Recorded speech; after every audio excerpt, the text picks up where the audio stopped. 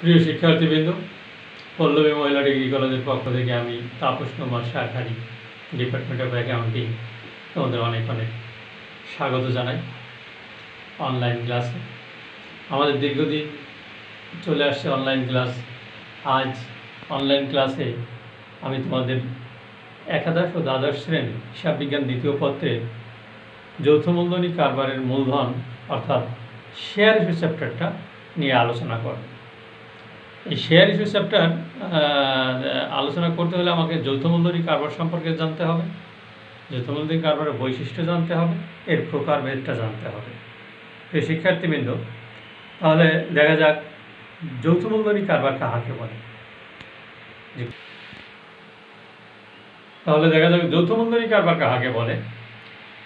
যৌথ মূলধনী কারবার হচ্ছে কতিপয় ব্যক্তি যৌথভাবে মূলধন অর্জনের উদ্দেশ্যে স্বেচ্ছায় প্রণোদিত হয়ে যে কারবার গঠন করে, যে মূলধন সংগ্রহ করে এবং যেটা আইনসিদ্ধভাবে করে, সেটাকে বলা হচ্ছে যৌথ মূলধনী কারবার।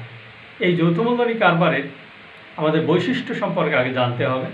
এই বৈশিষ্ট্যগুলো আমরা এখনই জানব। যৌথ মূলধনী কারবারের বৈশিষ্ট্য কী?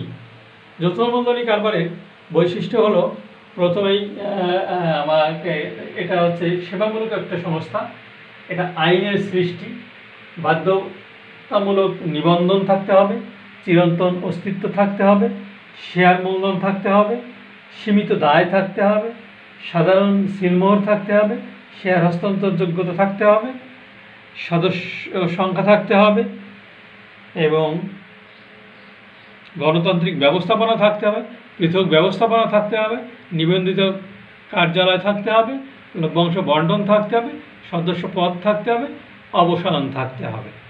তাহলে এখন আমরা দেখছি যে যৌথ মূলধনী কারবারের বৈশিষ্ট্য বেশ কয়েকটি আমি আবারও বলছি।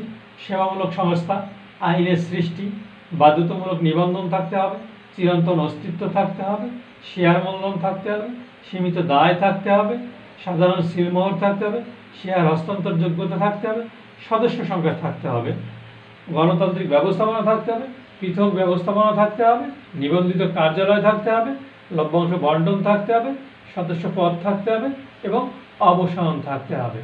অবশ্যই এই বৈশিষ্ট্যগুলো তোমরা ভালো করে জানবে এবং ভালোভাবে রপ্ত করবে নিজেদের মনের ভিতরে।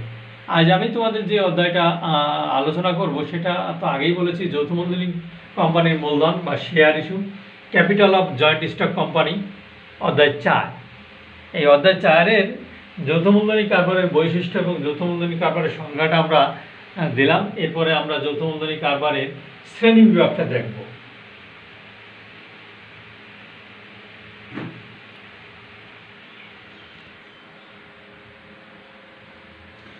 যৌথ মূলধনী কারবারের শ্রেণী বিভাগ আমরা প্রথমে 3 ভাগে ভাগ করি।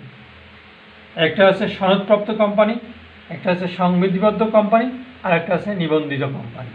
তাহলে যৌথ মূলধনী কোম্পানির শ্রেণী বিভাগে প্রথমে আমরা 3 ভাগে প্রধানত ভাগ করি: সনদপ্রাপ্ত কোম্পানি, সংবিধিবদ্ধ কোম্পানি, নিবন্ধিত কোম্পানি। এই নিবন্ধিত কোম্পানিকে আবার 2 ভাগে ভাগ করা হয়েছে। একটা হচ্ছে সীমাহীন দায় কোম্পানি আর একটা সীমাবদ্ধ দায় কোম্পানি। সীমাবদ্ধ দায় কোম্পানিকে আবার 2 ভাগে ভাগ করা হয়েছে: প্রতিশ্রুতি দ্বারা দায় সীমাবদ্ধ কোম্পানি, শেয়ার দ্বারা দায়বদ্ধ কোম্পানি। আবার এই শেয়ার দ্বারা দায়বদ্ধ কোম্পানিকে 2 ভাগে ভাগ করা হয়েছে, একটা হচ্ছে প্রাইভেট লিমিটেড কোম্পানি আর একটা হচ্ছে পাবলিক লিমিটেড কোম্পানি। এছাড়া আমাদের অনেক কোম্পানি আছে, যেমন সরকারের কোনো কোম্পানি,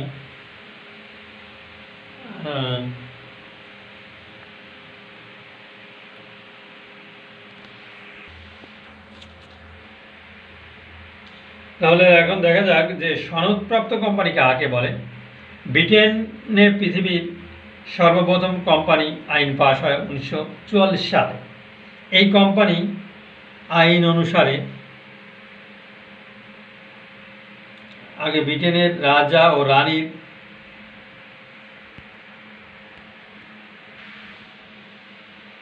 আমি আবারও বলছি, সনদপ্রাপ্ত কোম্পানি ব্রিটেনে পৃথিবীর সর্বপ্রথম কোম্পানি আইন পাস হয় 1944 সালে। এই কোম্পানি আইন চালুর আগে ব্রিটেনের রাজা বা রানীর ফরমান বা সমন বলে যে সব কোম্পানি গঠিত হয় তাকে সনদপ্রাপ্ত কোম্পানি বলে। অর্থাৎ ব্রিটেনের রাজা বা রানীর অধীনে যে কোম্পানি প্রচলিত ছিল সেটাকে আমরা সনদপ্রাপ্ত কোম্পানি বলি। তাহলে সনদপ্রাপ্ত কোম্পানি হচ্ছে ব্রিটেনের রাজা রানী দ্বারা প্রচলিত। এবার আমরা আসবো সংবিধিবদ্ধ কোম্পানি। সংবিধিবদ্ধ কোম্পানি দেশের আইনসত্তা ও সংসদের অধ্যাদেশ বিল পাশের সাহায্যে রাষ্ট্রপ্রধানের বিশেষ অধ্যাদেশে বলে যে কোম্পানি গঠিত হয় তাকে বলা হয় সংবিধিবদ্ধ কোম্পানি। অর্থাৎ আমাদের দেশের বা যে কোনো দেশের সংসদের পাশের মাধ্যমে যে বিলটি পাশ করা হয়, যে আইনটি পাশ করা হয়, সেটা হচ্ছে সংবিধিবদ্ধ কোম্পানি। নিবন্ধিত কোম্পানি যে সকল কোম্পানি দেশের প্রচলিত আইন অনুসারে গঠিত বা নিবন্ধিত হয় তাকে নিবন্ধিত কোম্পানি বলে। অর্থাৎ দেশের প্রচলিত আইন থাকতে হবে, সেই আইন অনুসারে যে কোম্পানি সেটা হচ্ছে নিবন্ধিত কোম্পানি। এখন আছি আমরা সীমাহীন দায় কোম্পানি। যে সকল নিবন্ধিত কোম্পানির শেয়ার হোল্ডার দায়ের পরিমাণ কোনো নির্দিষ্ট সীমা থাকে না, অর্থাৎ সীমাহীন, অর্থাৎ নির্দিষ্ট সীমা থাকবে না দায়ের পরিমাণ, সেটাকে বলা হয় সীমাহীন দায় কোম্পানি। এবার আমরা আসি সীমাবদ্ধ দায় কোম্পানি। সীমাবদ্ধ দায় কোম্পানিটা হলো সেই কোম্পানি যে কোম্পানি নিবন্ধিত কোম্পানির সদস্যদের দ্বারা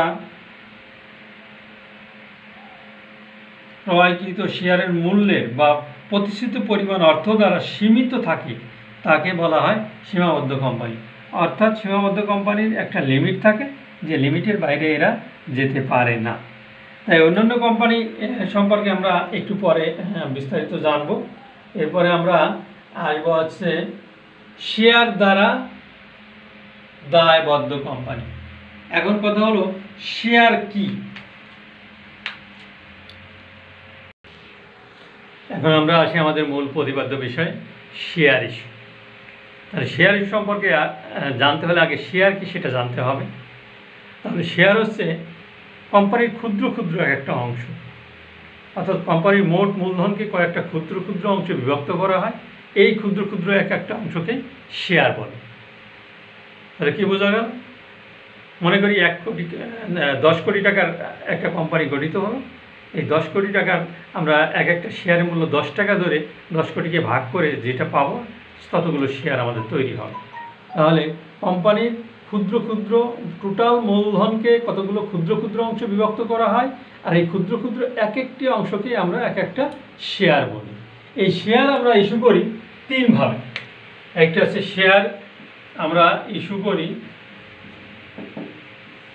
3 ভাবে। 1 নম্বর আছে সমহার, 2 নম্বর হচ্ছে অবহার, 3 নম্বর হচ্ছে অধিহার। তাহলে শেয়ার ইস্যু আমাদের হয় 3 ভাবে। একটা হচ্ছে সমহারে, একটা হচ্ছে অবহারে, একটা হচ্ছে অধিহারে। সমহার হচ্ছে সেই শেয়ার যে শেয়ারের মূল্যটা কখনো বাড়ে না কমেও না, অর্থাৎ সমান থাকে। যদি একটা শেয়ারের মূল্য হয় 10 টাকা, তাহলে সারা জীবনই সেটা 10 টাকাই থাকবে, এটা বাড়বেও না কমবেও না, একে বলে সমহার, অর্থাৎ সমান হার, একই থাকে যেটা। অবহার অর্থাৎ যে শেয়ারের মূল্য কমতে পারে বা কমে, সেটাকে বলা হয় অবহার। যেমন মনে করি কোনো শেয়ারের মূল্য ছিল 10 টাকা, এখন হলো সেটা কমে 9 টাকা, অর্থাৎ 1 টাকা যে কমলো, এই 1 টাকাকে বলা হচ্ছে অবহার। অধিহার, অধিক হার অর্থাৎ বেশি মূল্য, যে শেয়ারের মূল্য যা ছিল তার থেকে বেশি মূল্য যেটা, সেইটাকে বলা হচ্ছে অধিহার। অর্থাৎ একটা শেয়ারের মূল্য ছিল হয়তো 10 টাকা, সেটা এখন বিক্রি হচ্ছে 12 টাকায়, এই যে 2 টাকা, এই 2 টাকাকে বলা হচ্ছে অধিহার। তাহলে আমরা শেয়ার ইস্যু করি আমরা 3 ভাবে। একটা হচ্ছে সমহার, একটা হচ্ছে অবহার, একটা হচ্ছে অধিহার। এই 3 ভাগে আমরা শেয়ার আমরা ইস্যু করি। এখন আমরা আসবো শেয়ার ইস্যু করতে হলে আমাদের শেয়ার মূলধন। শেয়ার মূলধন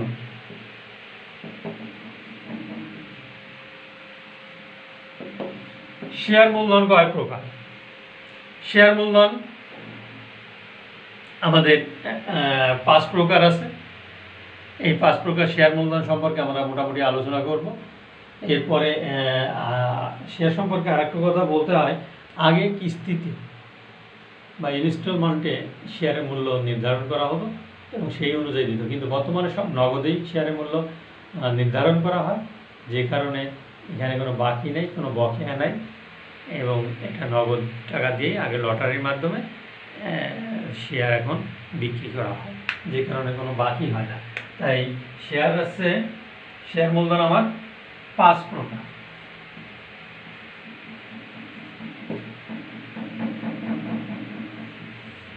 এক নম্বর আছে অনুমোদিত মূলধন।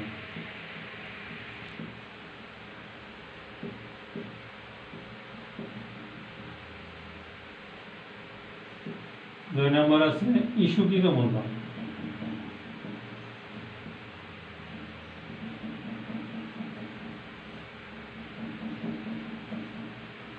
নম্বর আছে তলবকৃত মূলধন।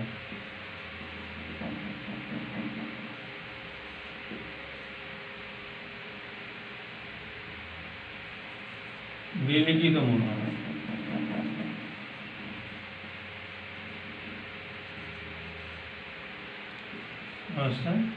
আদায়কৃত মূলধন।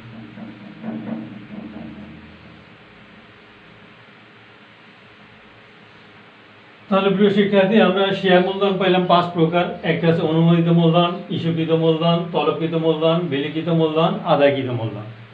এই 5 প্রকার। আদায়কৃত মূলধনটাই আমার আসল মূলধন। এখানে আমার আদায় যেটা হবে সেটাই আমার টোটাল মূলধনটা প্রকাশ পাবে। তাহলে এই 5 প্রকার নিয়েই আমাদের আর্থিক অবস্থার বিবরণীটা তৈরি করতে হয়। এখন আমরা দেখব যে করণীয় কাজ কি কি, শেয়ার ইস্যুর ভিতরে করণীয় কাজ কি কি, অর্থাৎ কি কি জিনিস আমার এই শেয়ার ইস্যুতে করতে হয়।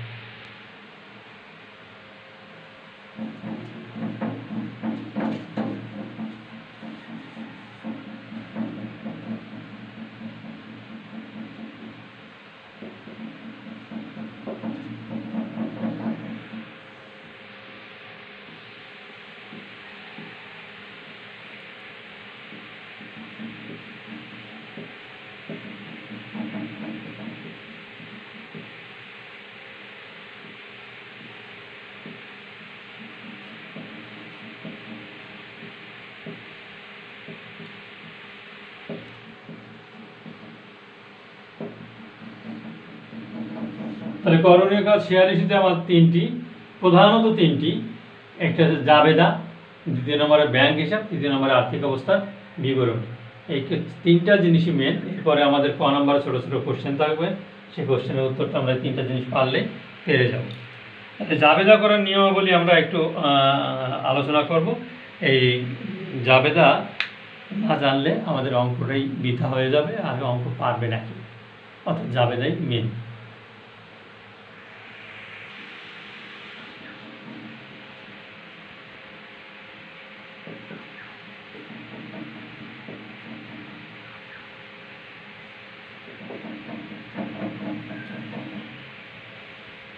জাবেদা করার নিয়মাবলী আমাদের প্রথমে সমহারে আমরা জাবেদা করব, এরপরে অভার, তারপরে অধিহারে জাবেদা করব। সমহারে জাবেদা যখন শেয়ার আবেদনের টাকা, 1 নম্বর, যখন শেয়ার আবেদনের টাকা পাওয়া যায়,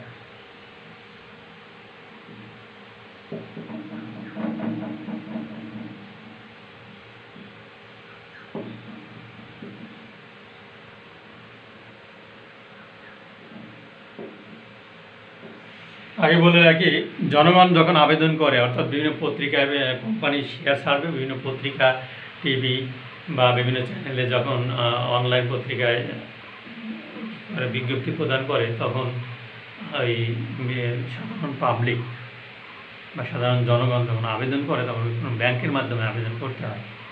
ব্যাংকের মাধ্যমে আবেদন করলে ব্যাংক গ্রহণ করে। আমরা জানি গ্রহীতা ডেবিট, দাতাকে। তাহলে প্রথমে হচ্ছে যখন শেয়ার আবেদনের টাকা পাওয়া যায়, আবেদনের টাকা পায় কে? ব্যাংক পায়। তাহলে ব্যাংক হিসাব ডেবিট, ব্যাংক হিসাব ডেবিট।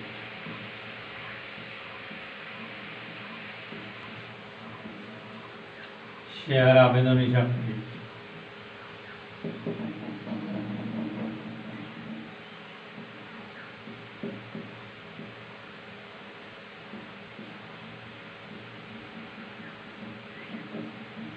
কারণটা লিখতে হবে, যেহেতু প্রতি শেয়ার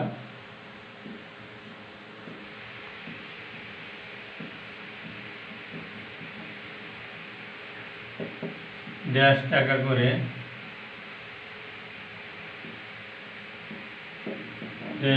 শেয়ারের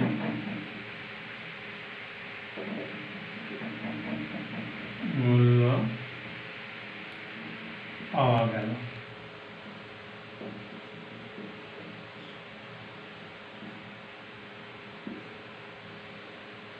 তাহলে দেখা যাচ্ছে এখানে যখন শেয়ার আবেদনের টাকা পাওয়া যায়, এটা ব্যাংকের মাধ্যমে আমরা পাই, ব্যাংক হিসাব ডেবিট, শেয়ার আবেদন হিসাব ক্রেডিট।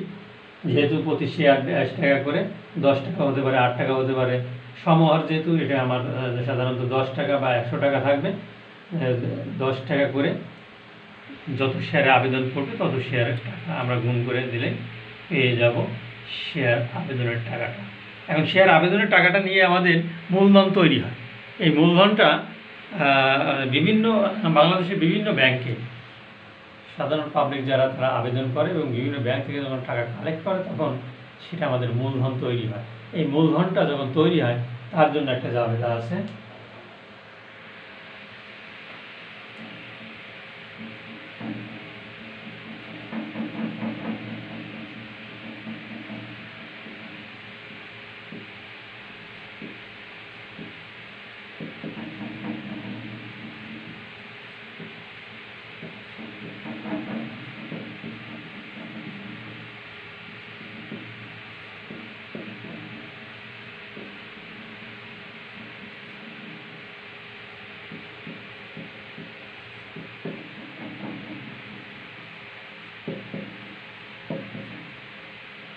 যখন শেয়ার আবেদনের টাকা নিয়ে মূলধন তৈরি করা হয়, শেয়ার আবেদন হিসাব ডেবিট,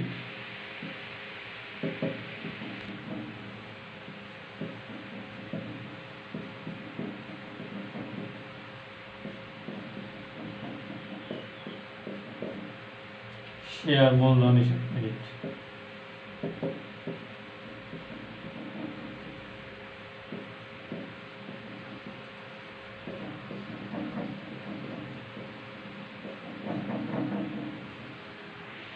যখন শেয়ার আবেদনের টাকা নিয়ে মূলধন তৈরি করা হয়, শেয়ার আবেদন হিসাব ডেবিট, শেয়ার মূলধন হিসাব ক্রেডিট।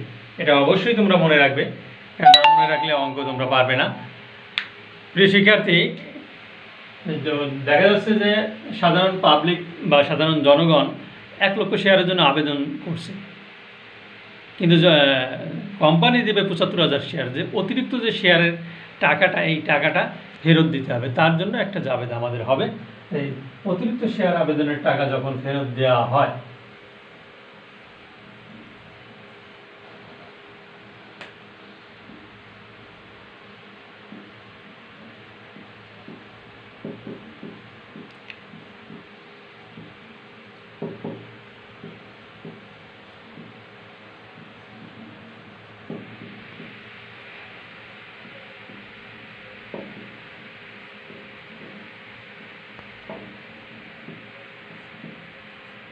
অতিরিক্ত শেয়ার আবেদনের টাকা ফেরত দেওয়া হলে শেয়ার আবেদন হিসাব ডেবিট, ব্যাংক হিসাব ক্রেডিট। যেহেতু ব্যাংকের মাধ্যমে এটা আমরা ফেরত দেবো,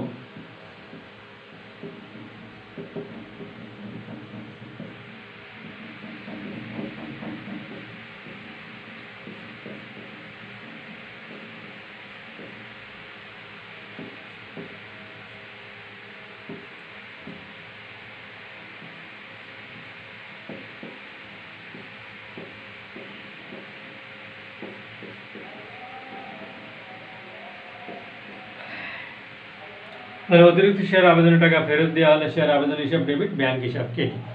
এটা অবশ্যই তোমরা ভালোভাবে বুঝবে এবং ভালোভাবে রপ্ত করবে। এটা গেল মোটামুটি সমহারের জন্য। সমহারের জন্য এটা আরেকটা জাবেদা আমাদের যখন অবলাভকের কমিশন বা ব্যাংক চার্জ ধার্য করা হয়, এটা সমহার, অবহার, অধিহার দুটাতেই আছে, তিনটাতেই আছে। এই তিনটার জন্য সেই জাবেদাটা এখন আমরা লিখব।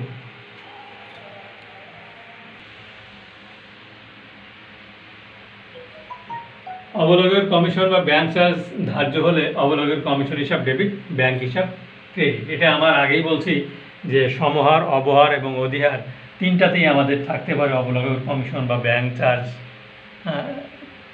এই তিনটার যে কোনোটাতেই আমরা যাই আসুক না কেন আমাদের জাবেদাটা এই হবে অবরোধ কমিশন ডেবিট ব্যাংক হিসাব ক্রেডিট।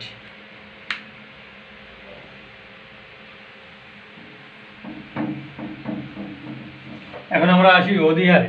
যদি অধিহারে শেয়ার বিক্রি করা হয় এবং অধিহারের টাকাটা কীভাবে ধার্য করা হয়।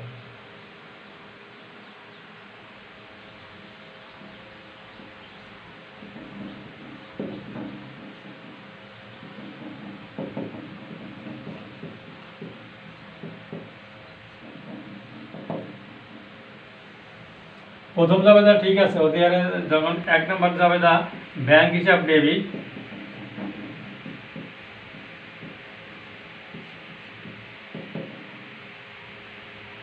শেয়ার আবেদন হিসাব ক্রেডিট।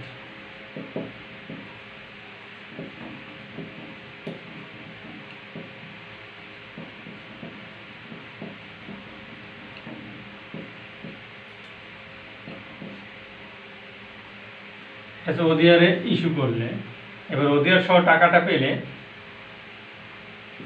শেয়ার আবেদন হিসাব ডেবিট,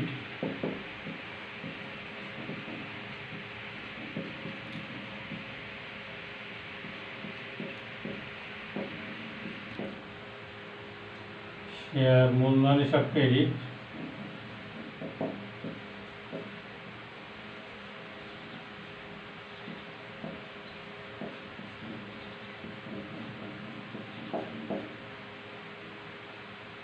শেয়ার অধিহার হিসাব ক্রেডিট।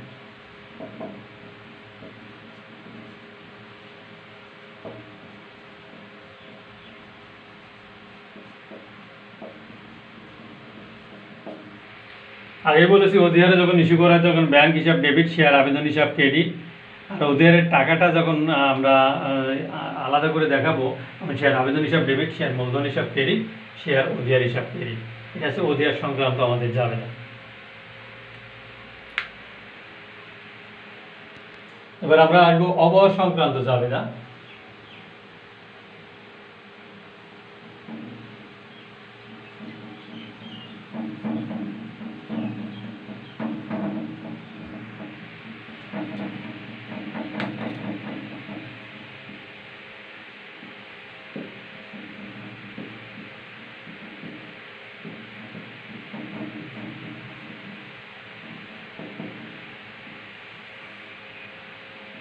প্রথম জাবেদা আমাদের ঠিক আছে ব্যাংক হিসাব ডেবিট,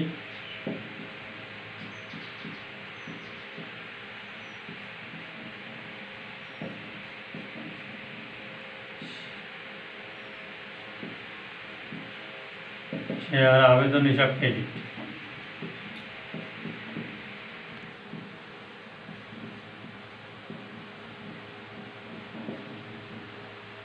দ্বিতীয় জাবেদার পরিবর্তন হবে শেয়ার আবেদন হিসাব ডেবিট,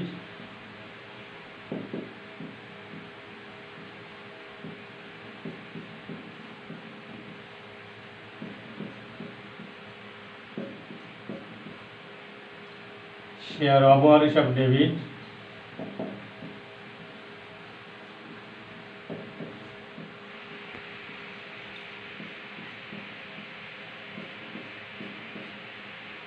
শেয়ার মূলধন হিসাব ক্রেডিট।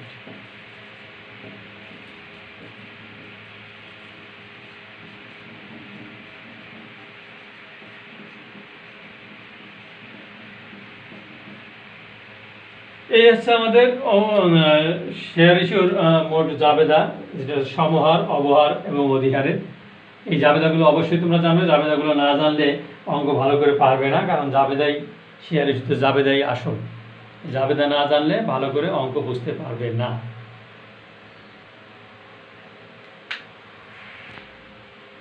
শিক্ষার্থী, আমাদের অঙ্ক করার জন্য এই জাবেদাগুলোই মেন। আর এই জাবেদা অবশ্যই তোমাদের জানতে হবে এবং আগামী ক্লাসে আর কি কি করণীয় কাজ আছে এটা শেষ করে তখন আমরা ম্যাথের দিকে চলে যাব। তাই এই পর্যন্তই।